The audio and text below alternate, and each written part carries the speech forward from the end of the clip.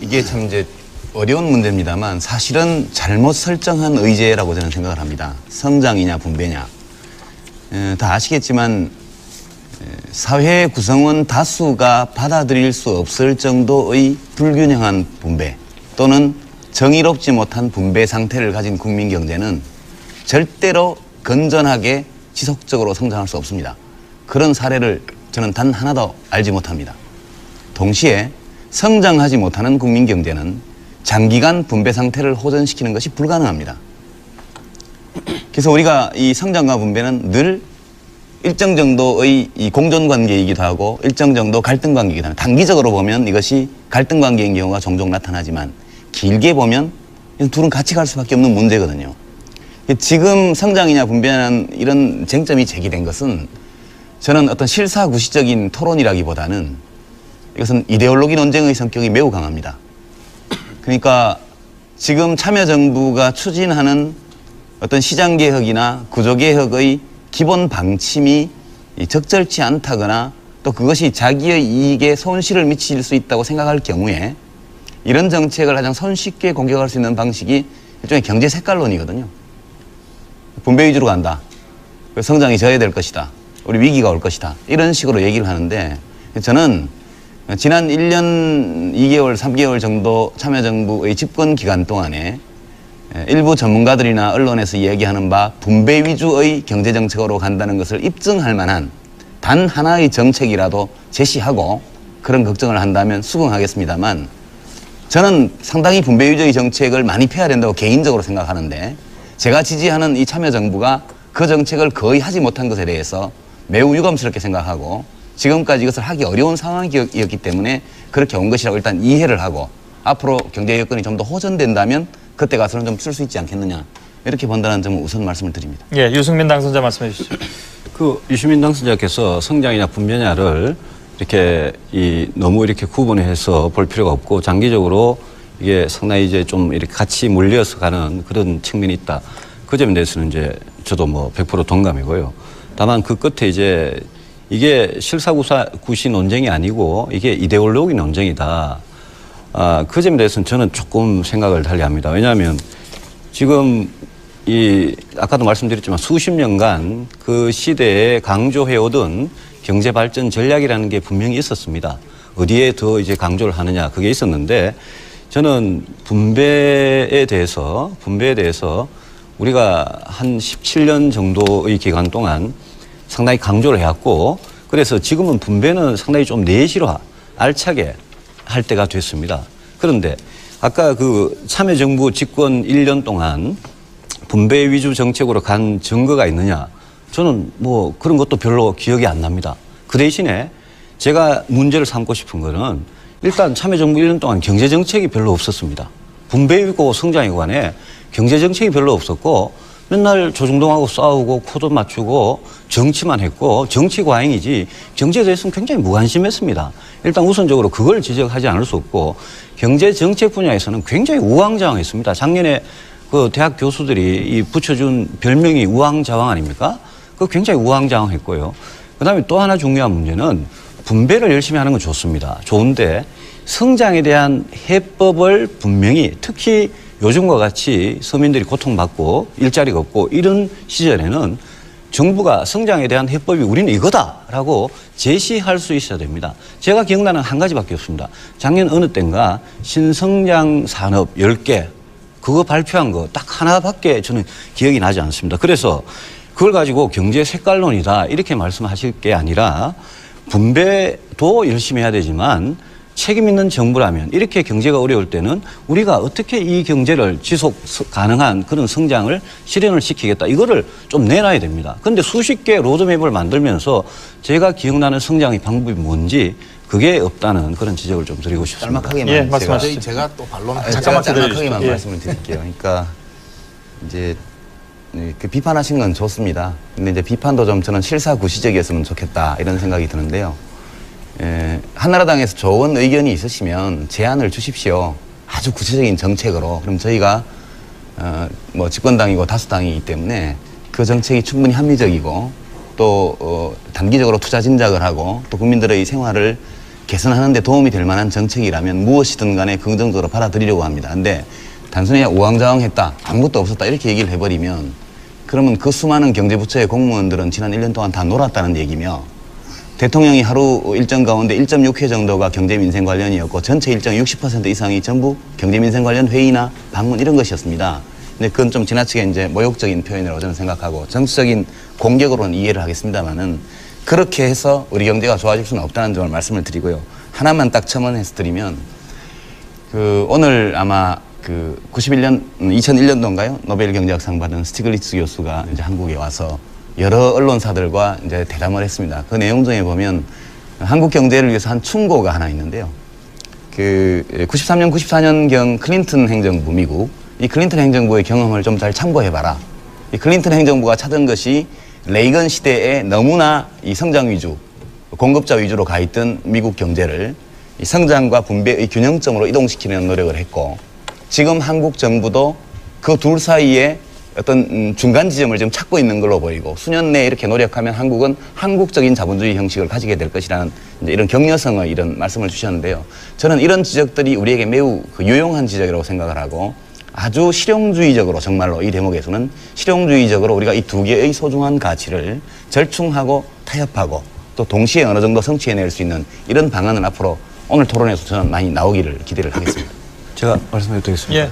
글쎄요, 노벨 경제학상을 받았다고 해서 꼭 한국 경제에 적합한 그런 해법을 제시한 것은 아닙니다. 미국에 다양한 대학 교수가 있고 경제학자들이 있습니다만은 스티글리츠 교수는 이제 약간 이제 미국의 어떤 성장 그런 좀 반대하는 그런 경향이 강하고, 이분이 월드뱅크에서 상당히 오래 근무를 하셔가지고 특히 이제 조금 미국 모델에 대해서 그렇습니다만은 미국의 경우에도 클린턴이 그렇게 분배나 아니면 레이건 때 못했던 그런 거를 할 수 있었던 기반이 어디서 나왔느냐 하면 레이건 8년 동안 레이건이 잡아놓은 그 토대 위에서 클린턴이 그렇게 할 수 있었습니다.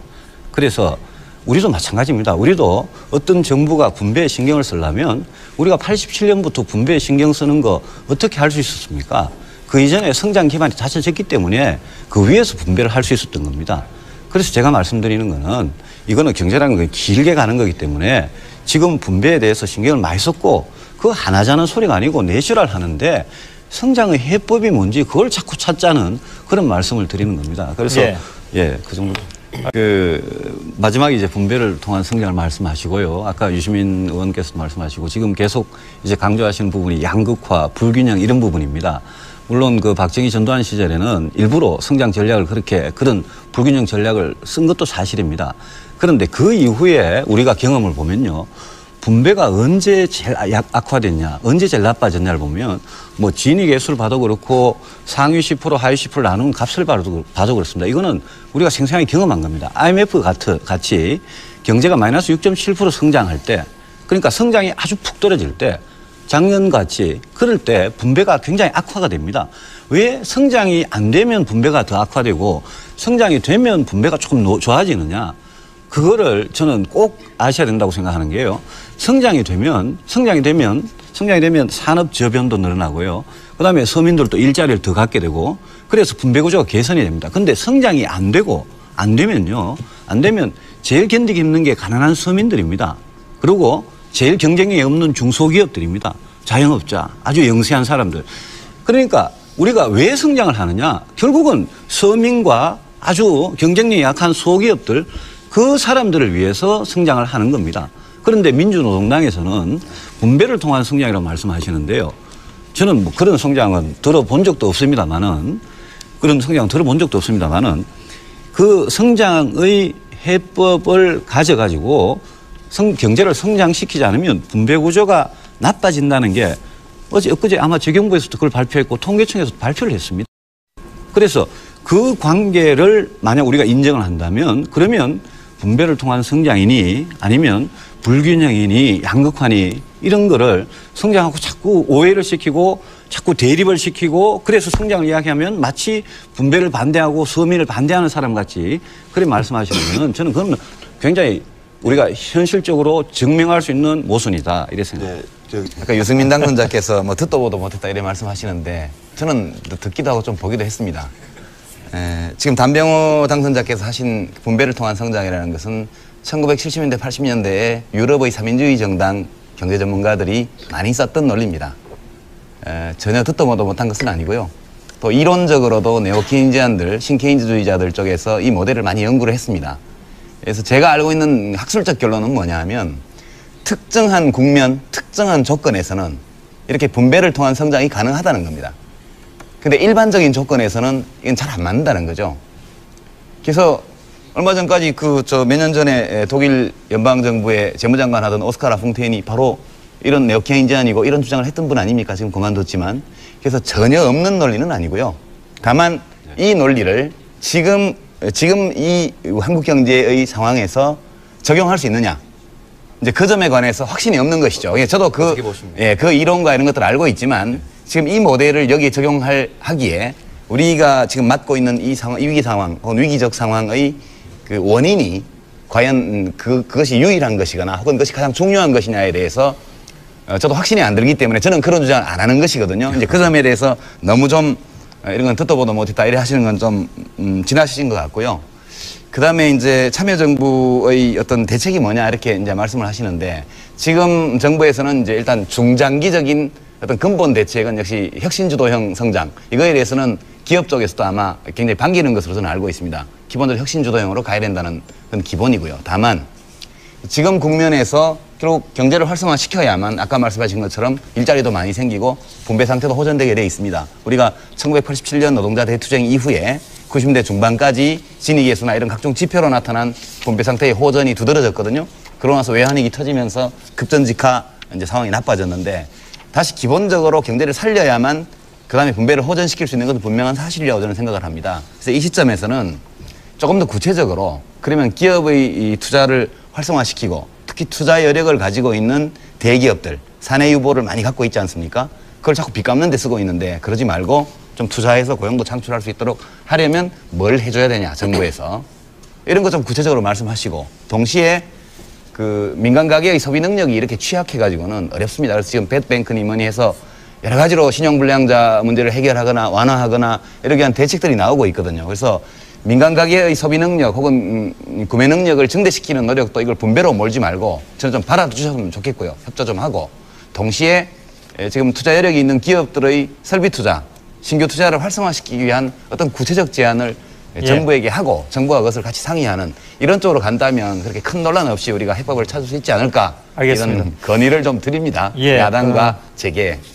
지금 설비 투자가 지금 3년째 계속 마이너스 성장입니다. 그래서 정부가 투자를 살리기 위해서 얼마나 노력을 하고 계신지 제가 정확히는 모르겠지만 노력을 하신 그 결과가 지금 설비 투자가 계속 3년째 마이너스고 진짜 저는 걱정되는 거는 공장들이 문을 닫고 빠져나가고 개인들도 지금 통계에 정확히 잡히진 않지만 돈을 해외로 빼돌리는 개인들이 저는 상당히 늘어나는 걸로 그렇게 알고 있습니다. 그래서 이 빠져나가는 돈, 그리고 기업들이 아까 현금을 65조 원이나 쌓아두고 지금 투자를 안 한다는 거고 시중에 부동자금이 400조 원이 있는데 투자 쪽으로 안 간다는 거 아닙니까? 그래서 저는 이런 상황에서는 정부가 진짜 좀 아주 한계적으로 막 이래 좁게 작게 이렇게 생각할 게 아니라 이 투자 마인드를 어떻게 살릴 거냐에 대해서 아주 발상의 전환 같은 걸 저는 좀 해야 된다고 생각합니다. 그래서 예컨대 기업에서 꾸준히 요구하고 있는 게 수도권 공장 총량제 이거를 좀 폐지해달라 이게 있습니다. 그런데 다행히 노무현 정권 그다음에 열린우리당이 지금 행정수도 이전을 추진하고 있지 않습니까? 그래서 행정수도 이전을 추진하고 있으니 그러니 수도권 공장 총량제 이런 규제는 저는 과감하게 저는 폐지해도 좋다고 생각합니다. 그다음에 기업들이 파주에 LG 필립스가 공장을 짓고 말이죠. 삼성이 아산에 뭐 반도체 공장을 하겠다 그러고 또 화성에도 하겠다 그러고 쌍용이 뭐 평택에다 하겠다 그러고 이게 전부 다 수도권 총량 규제 거기도 물겨 있고 또 기업들이 요구하는 게 기업 도시를 만들자는 겁니다. 거기에다가 기업이 투자하고 인프라 다 해주고 학교까지 돼 있고 그런 문화시설까지 다 돼 있는 그런 기업 도시를 만들자는 거예요. 지금 울산 창원이 기업 도시 아닙니까 이미. 그래서 그런 기업들의 요구는 저는 그게 무슨 진재벌이고 친기업이 아니라 그런 거는 거절할 이유가 없다고 생각합니다. 설비 투자가 이렇게 마이너스고 지금 기업들 해외로 도망가는 기업들을 바지가랑이라도 잡고 붙잡아야 될 판이기 때문에 저는 정부가 그런 점에 있어서는 이게 뭐 정경련이 요구하는 거다, 누가 요구하는 거다 이렇게 지금 따질 계제가 아니다. 그래서 이거는 과감하게 해야 된다 이렇게 좀 예, 알겠습니다. 지금 유승민 당선자께서 말씀하신 내용이 수도권 공장 총량제를 폐지하고 기업 도시를 건설하는 것을 좀 허용하자. 뭐 예를 들면 그런 겁니다. 예. 거기에 하나 더 얹어놔도 됩니까? 예를 들면 출자 총액 제한 제도를 철폐하는 것도. 저 개인적으로는 출자 총액 제한도 그것도 예. 아주 시대착오적인 거고 그것도 폐지하는 게 저는 맞다고 생각합니다. 알겠습니다. 천상 제가 또 제가 리스폰스를 좀- 안 할 수가 없습니다. 이거. 제가 좀 말씀드리고 예, 유 의원께서 먼저 관련된 말해서 얘기인데 그 다음에 드리도록 제 하겠습니다. 이제 유승민 당선자가 그렇게 말씀하시는 취지를 이해합니다. 이해하는데 이제 우리가 정부가 정책을 집행할 때도 그렇고 국회의원들이 입법을 할 때도 그렇고 우리가 상충하는 어떤 정책 수단을 선택하면 그것이 어떤 가치는 달성하는 데 도움이 되지만 다른 가치를 훼손시키기도 하거든요. 그래서 우리가 하나의 가치만을 추구할 수 없기 때문에 근데 우리가 국토의 균형 발전이라는 가치가 있습니다. 동시에 기업의 투자 촉진이라는 가치가 있죠. 이 어느 하나가 다른 하나를 일방적으로 짓밟는 것은 못합니다. 그러니까 수도권 공장 총량제를 폐지하자든가 수도권 정비법 자체를 아예 없애버리자든가 이런 얘기는 만약 우리가 수도권이 아닌 지방의 발전에 관한 여러 전략을 마련하고 그것이 이미 시행 단계에 들어가 있다면 충분히 저는 검토해 볼 수 있다고 생각을 합니다. 근데 지금 단계에서 다 없애는 식으로 하는 건 제가 볼 때는 또 기업의 투자 진작을 위해서 다른 가치를 너무 심하게 바른 것이기 때문에 좀 신중한 접근을 요한다는 말씀을 드리고요. 검토의 가능성은 있다고 예, 보신다는 검토의 가능성은 있죠. 물론 있는 것이고요. 기업이 왜 투자하지 않느냐? 우리가 통상적으로 경제 이론에서 살펴보면 예상 투자 수익률이 이자율보다 높으면 투자하는 거 아닙니까? 근데 안 하고 있죠. 일종의 뭐 전문가들이 말하는 유동성 함정에 빠진 거 비슷해요. 사내 유보도 엄청 많고 금리도 굉장히 낮은데 정부가 금융정책, 통화정책을 아무리 써도 투자를 안 합니다. 그러니까 이것은 수익 전망이 몹시 낮기 때문이거나 그러니까 수익성 있는 투자거리가 없거나 또는 수익성 있는 투자거리가 있음에도 불구하고 정부가 쳐놓은 규제 장벽 때문에 그 프로젝트를 집행할 수 없거나 둘 중에 하나일 겁니다, 아마. 그래서 투자 수익 예상이 예상 투자 수익률이 낮은 어떤 사업밖에 없다면 우리가 정부와 기업이 서로 협의해서 기업들이 높은 수익을 기대할 수 있는 뭐 새로운 산업 분야를 찾던가 할 수 있겠죠. 동시에 이미 수익률이 있는 투자거리가 있는데 구체적으로 어떤 규제 때문에 막히는 게 있다면 이건 대화에서 풀어야 됩니다.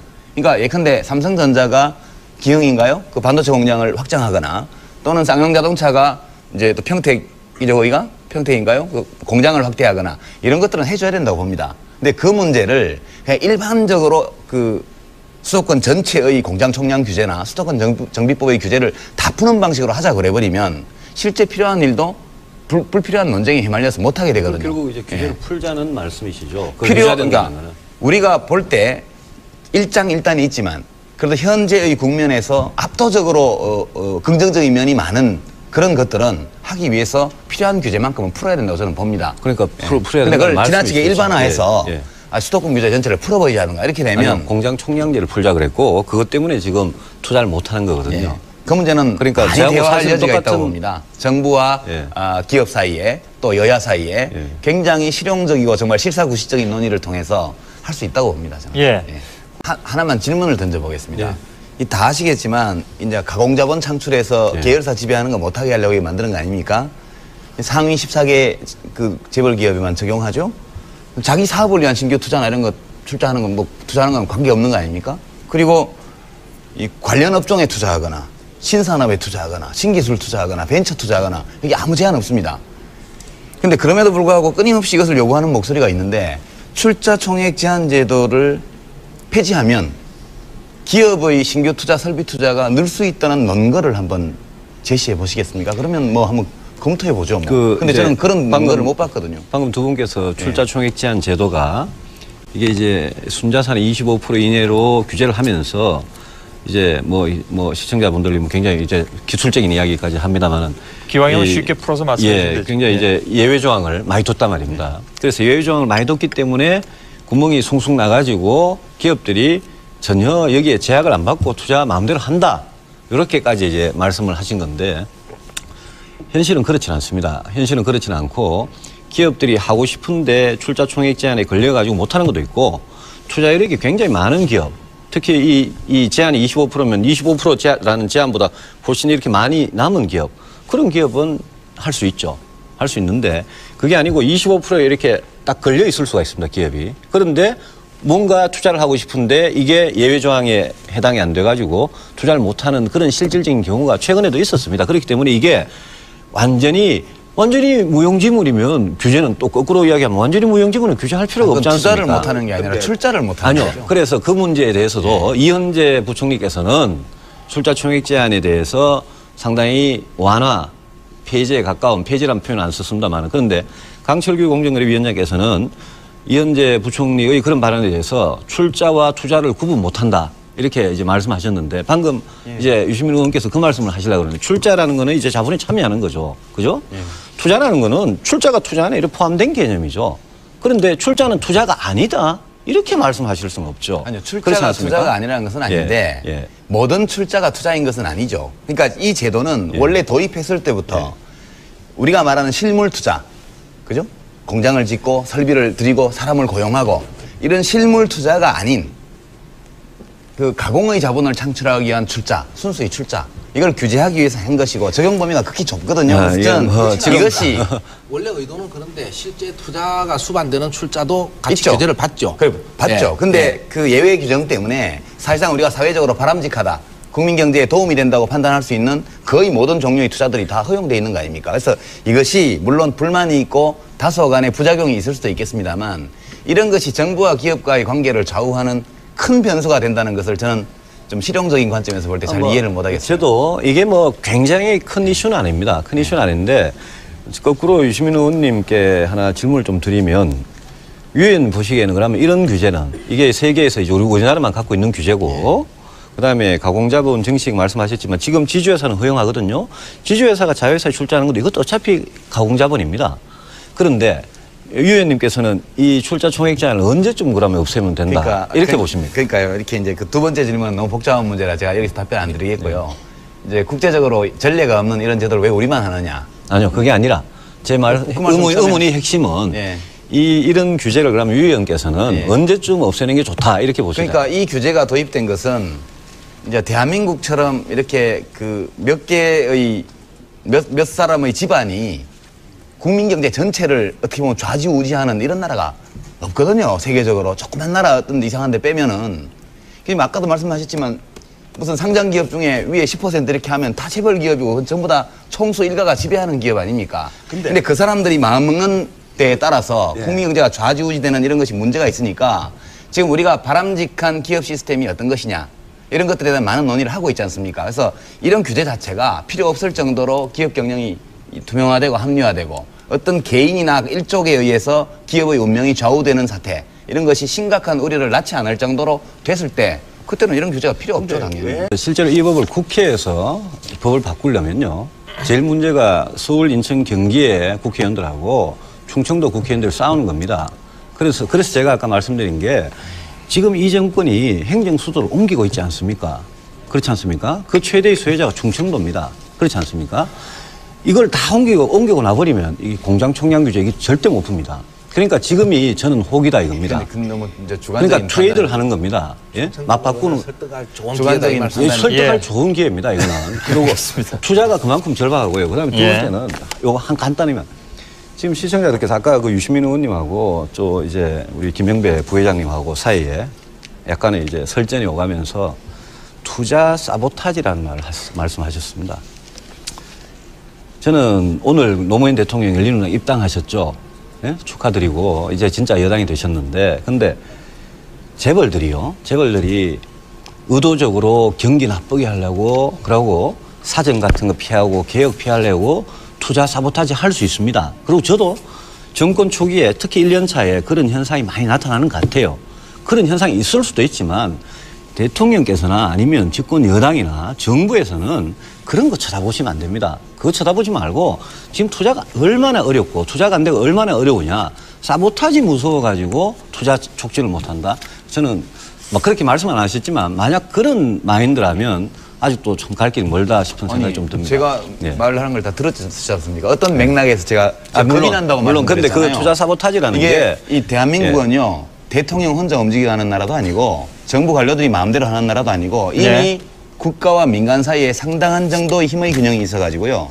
정부 마음대로 절대로 못 끌고 갑니다. 그래서 제가 자꾸 기업과 재계와 정부 혹은 대통령과 그 대기업 사이에 정말로 허심탄회한 토론과 대화가 필요하다는 점을 누누이 기회 있을 때마다 말씀드리는데요. 알겠습니다. 서로 힘의 한계와 자기의 권한을 인정하면서 같이 가야 된다고 봅니다. 예. 그런 맥락에서 말씀드린 거예요. 예. 자, 말씀 중이에요. 아까부터 계속 강조해 오신 게 이제 대기업과 이 중소기업의 하청 관계에서 이제 중소기업한테 일종의 그 착취라는 말 표현은 안 쓰셨지만 중소기업한테 굉장히 이제 압박을 가하는 그런 이제 그걸 말씀하시는데 그게 이제 굉장히 이제 닫힌 경제 같으면 그런 말씀이 가능하신데 이게 우리 경제가 이제 굉장히 열린 경제고 다른 나라들도 마찬가지입니다. 지금 다국적 기업이라는 게 부가가치가 조금이라도 낮은 공정은 다 회사 바깥으로 자꾸 떼는 그런 일을 하고 있고 그렇게 떼면서 세계 어디에서 제일 싸게 이렇게 이 일을 처리할 수 있나 이걸 찾는 그런 세상인데 저는 말씀하신 것 중에 그 대기업의 뭐 대기업한테 주주한테 돌아가는 거 주식 가격이 오른 거 이렇게 이제 일일이 카운트를 하시면서 이제 중소기업한테 너무 안 간다 이런 말씀하시는데 그게 이제 과연 지금 우리 현실에서 이렇게 이미 온 단계에서 그렇게 갈 수가 있는지가 의문이고요. 이 비정규직 문제는 지금 포인트가 저는 조금 좀 딴 데 같다 싶은 생각이 드는 게 이 비정규직 문제는 진짜 이거는 진짜 약자의 문제입니다. 약자의 문제고 저는 민주노총이나 한국노총에서 또 출신이시고 한국노총에서 오신 분이고 아주 조직화된 노동계 안에 강자의 대표 아니십니까? 근데 이 강자들께서 약자를 지금 이제 걱정을 해주시는 건데 이왕 걱정을 해주시는 김에 이 문제는 정부가 혼자는 해결 못할 겁니다. 그다음에 네. 이 모든 비정규직의 처우 개선, 정규직화도 뭐 이런 데 다 드는 이 모든 비용이 기업한테 다 부담하라 이러면 그 말은 좋습니다. 그 뭐 그래 되면 저도 좋겠습니다. 다만 그래 되면 기업들 여기 남아 있겠습니까? 알겠습니다. 그래서 이 문제는 저는 이 문제야말로 노사정 대화가 굉장히 필요한 문제고 예. 그래서 이 문제야말로 앉아가지고 진짜 그 노동계의 강자분들께서는 얼마나 좀 양보를 하실지 정부는 어떤 역할을 하실지 예. 그리고 기업들은 정리해 어떤 주시죠. 몫을 하실지 이거는 진짜 대화가 필요한 알겠습니다. 이야기가 이 부분 반론 있으시면 한 번만 듣고요. 유 의원께서 말씀하시겠어요?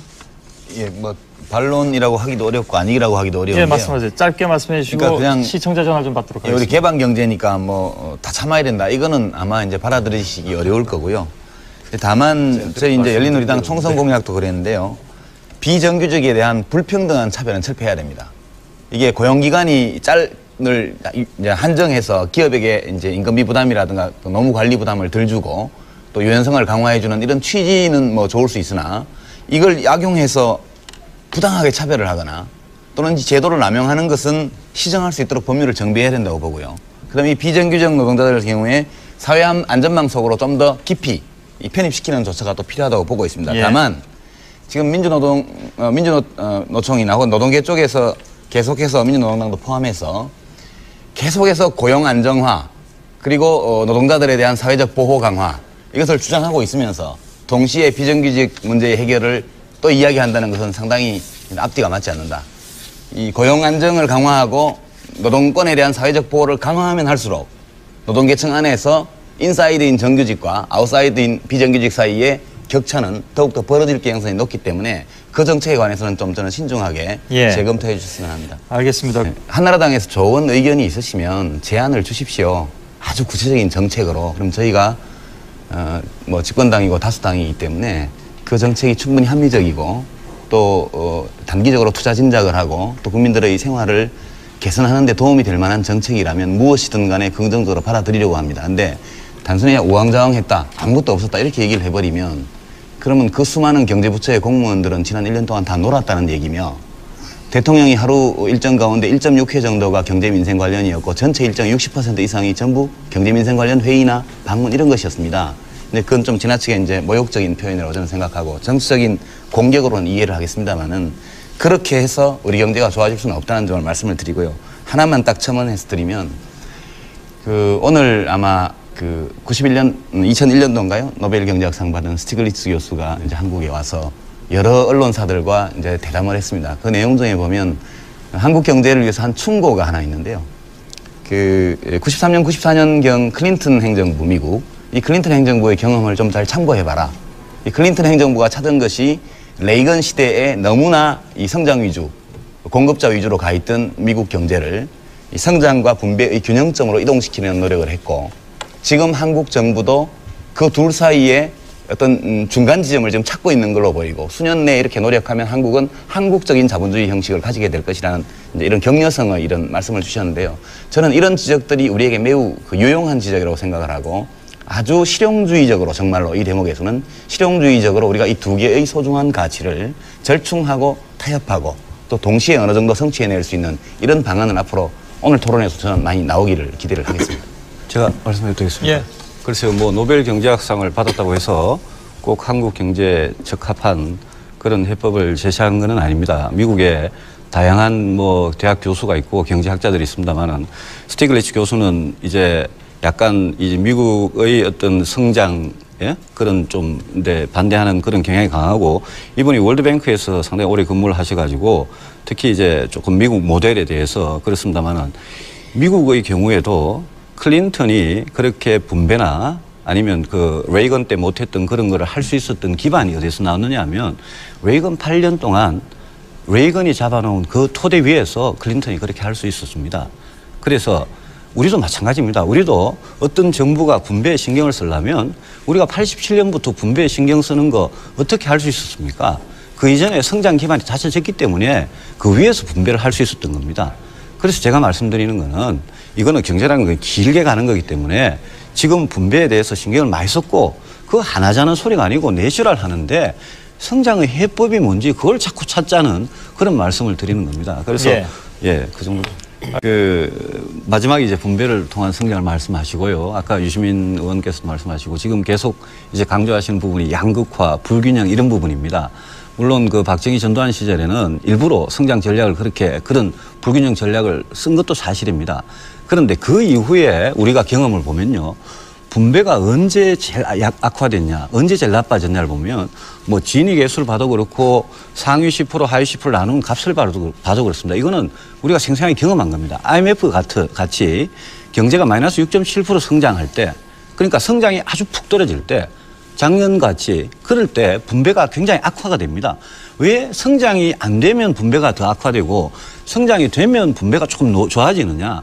그거를 저는 꼭 아셔야 된다고 생각하는 게요. 성장이 되면 산업 저변도 늘어나고요. 그다음에 서민들도 일자리를 더 갖게 되고, 그래서 분배 구조가 개선이 됩니다. 근데 성장이 안 되면 제일 견디기 힘든 게 가난한 서민들입니다. 그리고 제일 경쟁력이 없는 중소기업들입니다. 자영업자, 아주 영세한 사람들. 그러니까 우리가 왜 성장을 하느냐? 결국은 서민과 아주 경쟁력이 약한 소기업들, 그 사람들을 위해서 성장을 하는 겁니다. 그런데 민주노동당에서는 분배를 통한 성장이라고 말씀하시는데요. 저는 뭐 그런 성장은 들어본 적도 없습니다만은, 그 성장의 해법을 가져가지고 경제를 성장시키지 않으면 분배 구조가 나빠진다는 게 엊그제 아마 재경부에서도 그걸 발표했고 통계청에서도 발표를 했습니다. 그런데 그럼에도 불구하고 끊임없이 이것을 요구하는 목소리가 있는데, 출자 총액 제한 제도를 폐지하면 기업의 신규 투자, 설비 투자가 늘 수 있다는 논거를 한번 제시해 보시겠습니까? 그러면 뭐 한번 검토해 보죠. 뭐. 근데 저는 그런 논거를 못 봤거든요. 방금 두 분께서 출자 총액 제한 제도가 이게 이제 순자산의 25% 이내로 규제를 하면서 이제 뭐 시청자분들이 굉장히 이제 기술적인 이야기까지 합니다만은, 기왕이면 쉽게 풀어서 말씀해 주시죠. 굉장히 이제 예외 조항을 많이 뒀단 말입니다. 그래서 예외 조항을 많이 뒀기 때문에 구멍이 숭숭 나가지고 기업들이 전혀 여기에 제약을 안 받고 투자 마음대로 한다, 이렇게까지 이제 말씀을 하신 건데, 현실은 그렇지는 않습니다. 현실은 그렇지는 않고, 기업들이 하고 싶은데 출자 총액 제한에 걸려가지고 못하는 것도 있고, 투자 이력이 굉장히 많은 기업, 특히 이 제한이 25%면 25%라는 제한보다 훨씬 이렇게 많이 남은 기업, 그런 기업은 할 수 있죠. 할 수 있는데, 그게 아니고 25%에 이렇게 딱 걸려 있을 수가 있습니다, 기업이. 그런데 뭔가 투자를 하고 싶은데 이게 예외 조항에 해당이 안 돼가지고 투자를 못하는 그런 실질적인 경우가 최근에도 있었습니다. 그렇기 때문에 이게 완전히 무용지물이면 규제는 또 거꾸로 이야기하면 완전히 무용지물은 규제할 필요가 없지 않습니까? 투자를 못하는 게 아니라 출자를 못하는 아니요. 거죠. 그래서 그 문제에 대해서도 이현재 부총리께서는 출자 총액 제한에 대해서 상당히 완화, 폐지에 가까운 폐지라는 표현 안 썼습니다만 그런데 강철규 공정거래위원장께서는 이현재 부총리의 그런 발언에 대해서 출자와 투자를 구분 못한다. 이렇게 이제 말씀하셨는데 방금 이제 유시민 의원께서 그 말씀을 하시려고 그러는데 출자라는 거는 이제 자본이 참여하는 거죠. 그죠? 투자라는 거는 출자가 투자 안에 이렇게 포함된 개념이죠. 그런데 출자는 투자가 아니다. 이렇게 말씀하실 수는 없죠. 아니요, 출자가 투자가 아니라는 것은 아닌데 모든 출자가 투자인 것은 아니죠. 그러니까 이 제도는 원래 도입했을 때부터 우리가 말하는 실물 투자, 그죠? 공장을 짓고 설비를 들이고 사람을 고용하고 이런 실물 투자가 아닌 그 가공의 자본을 창출하기 위한 출자, 순수의 출자 이걸 규제하기 위해서 한 것이고 적용 범위가 극히 좁거든요. 지금 이것이 원래 의도는 그런데 실제 투자가 수반되는 출자도 같이 있죠. 규제를 받죠. 받죠. 근데 그 예외 규정 때문에 사실상 우리가 사회적으로 바람직하다. 국민 경제에 도움이 된다고 판단할 수 있는 거의 모든 종류의 투자들이 다 허용되어 있는 거 아닙니까? 그래서 이것이 물론 불만이 있고 다소 간의 부작용이 있을 수도 있겠습니다만 이런 것이 정부와 기업과의 관계를 좌우하는 큰 변수가 된다는 것을 저는 좀 실용적인 관점에서 볼 때 잘 이해를 못하겠습니다. 저도 이게 뭐 굉장히 큰 이슈는 아닙니다. 큰 이슈는 아닌데 거꾸로 유시민 의원님께 하나 질문을 좀 드리면 유엔 보시기에는 그러면 이런 규제는 이게 세계에서 이제 우리나라만 갖고 있는 규제고 그다음에 가공자본 증식 말씀하셨지만 지금 지주회사는 허용하거든요. 지주회사가 자회사에 출자하는 것도 이것도 어차피 가공자본입니다. 그런데 유 의원님께서는 이 출자 총액 제한을 언제쯤 그러면 없애면 된다. 이렇게 보십니까? 그러니까요. 이렇게 이제 그 두 번째 질문은 너무 복잡한 문제라 제가 여기서 답변 안 드리겠고요.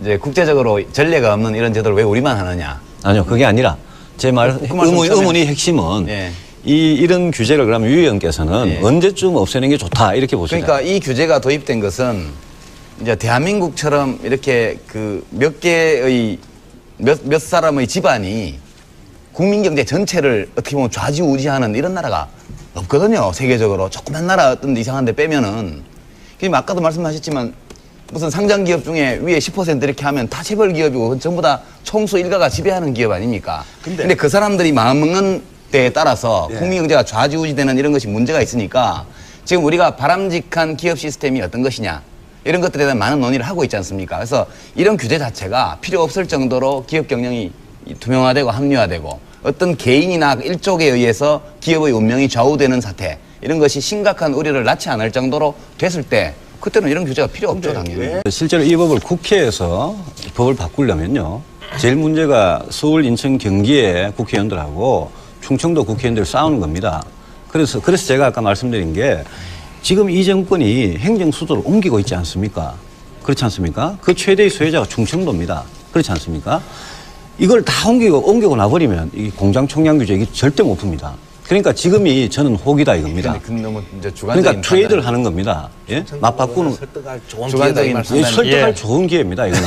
그리고 투자가 그만큼 절박하고요. 그래서 그 관계를 만약 우리가 인정을 한다면 그러면 분배를 통한 성장이니 아니면 불균형이니 양극화니 이런 거를 성장하고 자꾸 오해를 시키고 자꾸 대립을 시키고 그래서 성장을 이야기하면 마치 분배를 반대하고 서민을 반대하는 사람 같이 그렇게 말씀하시면 저는 그건 굉장히 우리가 현실적으로 증명할 수 있는 모순이다 이렇게 생각합니다.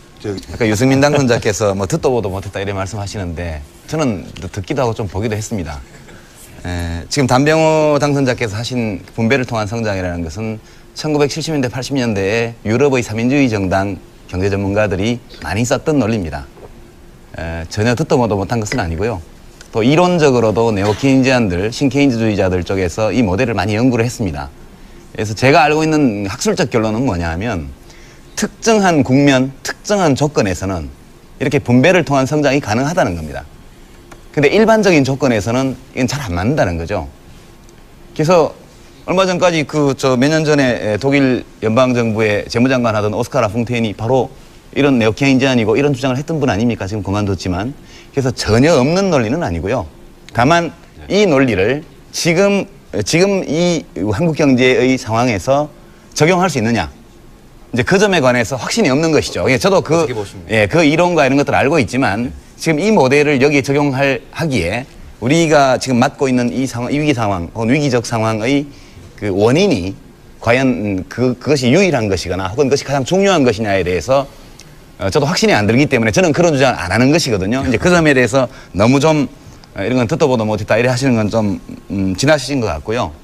그다음에 이제 참여정부의 어떤 대책이 뭐냐 이렇게 이제 말씀을 하시는데 지금 정부에서는 이제 일단 중장기적인 어떤 근본 대책은 역시 혁신주도형 성장 이거에 대해서는 기업 쪽에서도 아마 굉장히 반기는 것으로 저는 알고 있습니다. 기본적으로 혁신주도형으로 가야 된다는 건 기본이고요. 다만 지금 국면에서 결국 경제를 활성화시켜야만 아까 말씀하신 것처럼 일자리도 많이 생기고 분배 상태도 호전되게 돼 있습니다. 우리가 1987년 노동자 대투쟁 이후에 90대 중반까지 진익예수나 이런 각종 지표로 나타난 분배 상태의 호전이 두드러졌거든요.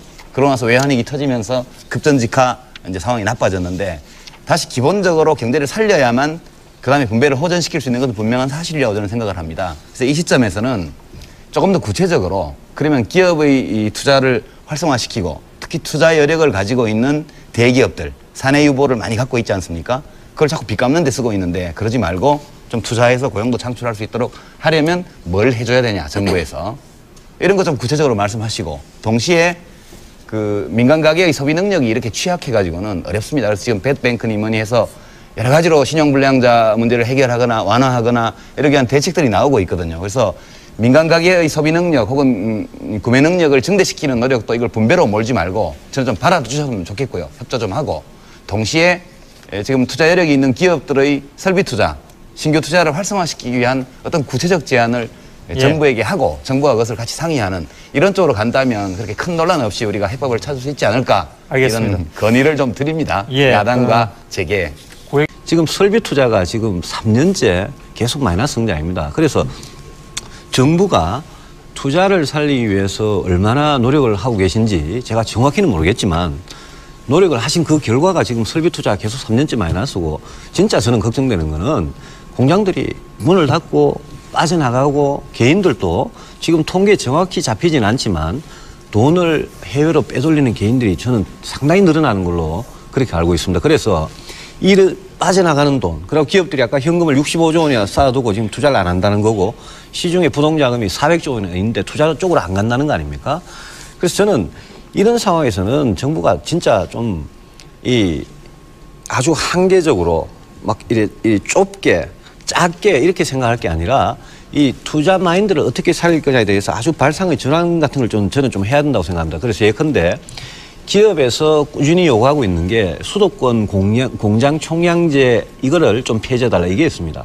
그런데 다행히 노무현 정권 그다음에 열린우리당이 지금 행정수도 이전을 추진하고 있지 않습니까? 그래서 행정수도 이전을 추진하고 있으니 그러니 수도권 공장 총량제 이런 규제는 저는 과감하게 이게 참 이제 어려운 문제입니다만 사실은 잘못 설정한 의제라고 저는 생각을 합니다. 성장이냐 분배냐. 다 아시겠지만 사회 구성원 다수가 받아들일 수 없을 정도의 불균형한 분배 또는 정의롭지 못한 분배 상태를 가진 국민 경제는 절대로 건전하게 지속적으로 성장할 수 없습니다. 그런 사례를 저는 단 하나도 알지 못합니다. 동시에 성장하지 못하는 국민 경제는 장기간 분배 상태를 호전시키는 것이 불가능합니다. 그래서 우리가 이 성장과 분배는 늘 일정 정도의 이 공존관계이기도 하고 일정 정도 갈등관계이기도 합니다. 단기적으로 보면 이것이 갈등관계인 경우가 종종 나타나지만 길게 보면 둘은 같이 갈 수밖에 없는 문제거든요. 지금 성장이냐 분배냐는 이런 쟁점이 제기된 것은 저는 어떤 실사구시적인 토론이라기보다는 이것은 이데올로기 논쟁의 성격이 매우 강합니다. 그러니까 지금 참여정부가 추진하는 어떤 시장개혁이나 구조개혁의 기본 방침이 적절치 않다거나 또 그것이 자기의 이익에 손실을 미칠 수 있다고 생각할 경우에 이런 정책을 가장 손쉽게 공격할 수 있는 방식이 일종의 경제 색깔론이거든요. 분배 위주로 간다. 성장이 져야 것이다. 우리 위기가 올 것이다. 이런 식으로 얘기를 하는데 저는 지난 1년 2개월, 3개월 정도 참여정부의 집권 기간 동안에 일부 전문가들이나 언론에서 얘기하는 바 분배 위주의 경제정책으로 간다는 것을 입증할 만한 단 하나의 정책이라도 제시하고 그런 걱정을 한다면 수긍하겠습니다만 저는 상당히 분배 위주의 정책을 많이 펴야 된다고 개인적으로 생각하는데 제가 지지하는 이 참여정부가 그 정책을 거의 하지 못한 것에 대해서 매우 유감스럽게 생각하고 지금까지 이것을 하기 어려운 상황이었기 때문에 그렇게 온 것이라고 일단 이해를 하고 앞으로 경제 여건이 좀 더 호전된다면 그때 가서는 좀 쓸 수 있지 않겠느냐 이렇게 본다는 점을 우선 말씀을 드립니다. 예, 유승민 당선자 말씀해 주시죠. 그 유시민 당선자께서 성장이냐 분배냐를 이렇게 너무 이렇게 구분해서 볼 필요가 없고 장기적으로 이게 상당히 이제 좀 이렇게 같이 몰려서 가는 그런 측면이 있다. 그 점에 대해서는 이제 저도 뭐 100% 동감이고요. 다만 그 끝에 이제 이게 실사구시 논쟁이 아니고 이게 이데올로기 논쟁이다.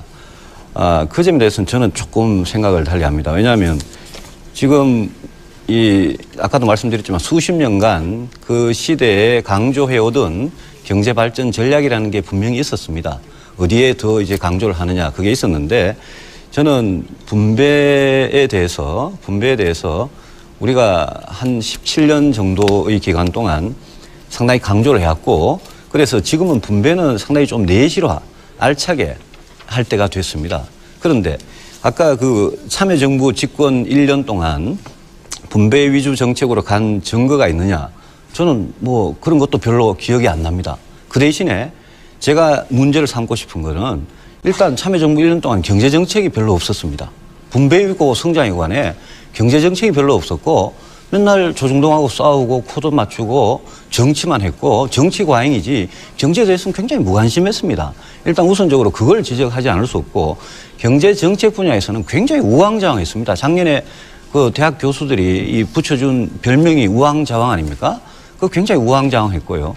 그다음에 또 하나 중요한 문제는 분배를 열심히 하는 건 좋습니다. 좋은데 성장에 대한 해법을 분명히 특히 요즘과 같이 서민들이 고통받고 일자리가 없고 이런 시절에는 정부가 성장에 대한 해법이 우리는 이거다라고 제시할 수 있어야 됩니다. 제가 기억나는 한 가지밖에 없습니다. 작년 어느 때인가 신성장 산업 10개 그거 발표한 거 딱 하나밖에 저는 기억이 나지 않습니다. 그래서 그걸 가지고 경제 색깔론이다 이렇게 말씀하실 게 아니라 분배도 열심히 해야 되지만 책임 있는 정부라면 이렇게 경제가 어려울 때는 우리가 어떻게 이 경제를 지속 가능한 그런 성장을 실현을 시키겠다. 이거를 좀 내놔야 됩니다. 그런데 수십 개의 로드맵을 만들면서 제가 기억나는 성장의 방법이 뭔지 그게 없다는 그런 지적을 좀 드리고 싶습니다. 짤막하게만 예, 말씀하시죠. 제가 또 반론 잠깐만 짤막하게만 예. 말씀을 드릴게요. 그러니까 이제 그 비판하신 건 좋습니다. 근데 이제 비판도 좀 저는 실사구시적이었으면 좋겠다 이런 생각이 드는데요. 폐쇄도 좋다고 생각합니다. 그다음에 기업들이 파주에 LG 필립스가 공장을 짓고 말이죠. 삼성이 아산에 뭐 반도체 공장을 하겠다 그러고 또 화성에도 하겠다 그러고 쌍용이 뭐 평택에다 하겠다 그러고 이게 전부 다 수도권 총량 규제 거기도 물겨 있고 또 기업들이 요구하는 게 기업 도시를 만들자는 겁니다. 거기에다가 기업이 투자하고 인프라 다 해주고 학교까지 돼 있고 그런 문화시설까지 다 돼 있는 그런 기업 도시를 만들자는 거예요. 지금 울산 창원이 기업 도시 아닙니까 이미. 그래서 그런 기업들의 요구는 저는 그게 무슨 진재벌이고 친기업이 아니라 그런 거는 거절할 이유가 없다고 생각합니다. 설비 투자가 이렇게 많이 쓰고 지금 기업들 해외로 도망가는 기업들을 바지가랑이라도 잡고 붙잡아야 될 판이기 때문에 저는 정부가 그런 점에 있어서는 이게 뭐 정경련이 요구하는 거다, 누가 요구하는 거다 이렇게 지금 따질 계제가 아니다. 그래서 이거는 과감하게 해야 된다 이렇게 좀 예, 알겠습니다. 지금 유승민 당선자께서 말씀하신 내용이 수도권 공장 총량제를 폐지하고 기업 도시를 건설하는 것을 좀 허용하자. 뭐 예를 들면 그런 겁니다. 예. 거기에 하나 더 얹어놔도 됩니까? 예를 들면 출자 총액 제한 제도를 철폐하는 것도. 저 개인적으로는 출자 총액 제한도 그것도 아주 시대착오적인 거고 그것도 폐지하는 게 저는 맞다고 생각합니다. 알겠습니다. 천상 제가 또 제가 리스폰스를 안 할 수가 없습니다. 이거. 제가 좀 말씀드리고 예, 유 의원께서 먼저 관련된 말해서 그 다음에 드리도록 제 하겠습니다. 이제 유승민 당선자가 그렇게 말씀하시는 취지를 이해합니다. 이해하는데 이제 우리가 정부가 정책을 집행할 때도 그렇고 국회의원들이 입법을 할 때도 그렇고 우리가 상충하는 어떤 정책 수단을 선택하면 그것이 어떤 가치는 달성하는 데 도움이 되지만 다른 가치를 훼손시키기도 하거든요. 그래서 우리가 하나의 가치만을 추구할 수 없기 때문에 근데 우리가 국토의 균형 발전이라는 가치가 있습니다. 동시에 기업의 투자 촉진이라는 가치가 있죠. 이 어느 하나가 다른 하나를 일방적으로 짓밟는 것은 못합니다. 그러니까 수도권 공장 총량제를 폐지하자든가 수도권 정비법 자체를 아예 없애버리자든가 이런 얘기는 만약 우리가 수도권이 아닌 지방의 발전에 관한 여러 전략을 마련하고 그것이 이미 시행 단계에 들어가 있다면 충분히 저는 검토해 볼 수 있다고 생각을 합니다. 지금 단계에서 다 없애는 식으로 하는 건 제가 볼 때는 또 기업의 투자 진작을 위해서 다른 가치를 너무 심하게 바른 것이기 때문에 좀 신중한 접근을 요한다는 말씀을 드리고요. 검토의 가능성은 있다고 예, 보신다는 검토의 가능성은 있죠, 물론. 있는 것이고요. 기업이 왜 투자하지 않느냐. 우리가 통상적으로 경제 이론에서 살펴보면 예상 투자 수익률이 이자율보다 높으면 투자하는 거 아닙니까? 근데 안 하고 있죠. 일종의 뭐 전문가들이 말하는 유동성 함정에 빠진 거 비슷해요. 사내 유보도 엄청 많고 금리도 굉장히 낮은데 정부가 금융정책, 통화정책을 아무리 써도 투자를 안 합니다. 그러니까 이것은 수익 전망이 몹시 낮기 때문이거나, 그러니까 수익성 있는 투자거리가 없거나, 또는 수익성 있는 투자거리가 있음에도 불구하고 정부가 쳐놓은 규제 장벽 때문에 그 프로젝트를 집행할 수 없거나 둘 중에 하나일 겁니다, 아마. 그래서 투자 수익 예상이 예상 투자 수익률이 낮은 어떤 사업밖에 없다면 우리가 정부와 기업이 서로 협의해서 기업들이 높은 수익을 기대할 수 있는 뭐 새로운 산업 분야를 찾던가 할 수 있겠죠. 동시에 이미 수익률이 있는 투자거리가 있는데 구체적으로 어떤 규제 때문에 막히는 게 있다면 이건 대화에서 풀어야 됩니다. 그러니까 예컨대 삼성전자가 기흥인가요? 그 반도체 공장을 확장하거나 또는 쌍용자동차가 이제 또 평택이죠, 거기가? 평택인가요? 그 공장을 확대하거나 이런 것들은 해줘야 된다고 봅니다. 근데 그 문제를 그냥 일반적으로 그 수도권 전체의 공장 총량 규제나 수도권 정비법의 규제를 다 푸는 방식으로 하자 그래버리면 실제 필요한 일도 불필요한 논쟁에 휘말려서 못하게 되거든요. 결국 이제 규제를 풀자는 말씀이시죠. 그러니까 우리가 볼 때 일장일단이 있지만 그래도 현재의 국면에서 압도적으로 긍정적인 면이 많은 그런 것들은 하기 위해서 필요한 규제만큼은 풀어야 된다고 저는 봅니다. 그러니까 풀어야 근데 된다는 그걸 지나치게 말씀이시죠. 일반화해서 예. 수도권 규제 전체를 풀어버리자는가 이렇게 되면 아니요, 공장 총량제를 풀자 그랬고 그것 때문에 지금 투자를 못하는 거거든요. 예. 그 문제는 그러니까 많이 저하고 대화할 사실 여지가 있다고 똑같은 봅니다. 정부와 예. 기업 사이에 또 여야 사이에 예. 굉장히 실용적이고 정말 실사구시적인 논의를 통해서 할 수 있다고 봅니다. 저는. 예. 하나만 질문을 던져보겠습니다. 예. 다 아시겠지만 이제 가공자본 창출해서 예. 계열사 지배하는 거 못하게 하려고 만드는 거 아닙니까? 상위 14개 그 재벌 기업에만 적용하죠. 자기 사업을 위한 신규 투자나 이런 거 출자하는 건 뭐 투자하는 건 관계 없는 거 아닙니까? 그리고 이 관련 업종에 투자하거나 신산업에 투자하거나 신기술 투자하거나 벤처 투자하거나 이게 아무 제한 없습니다.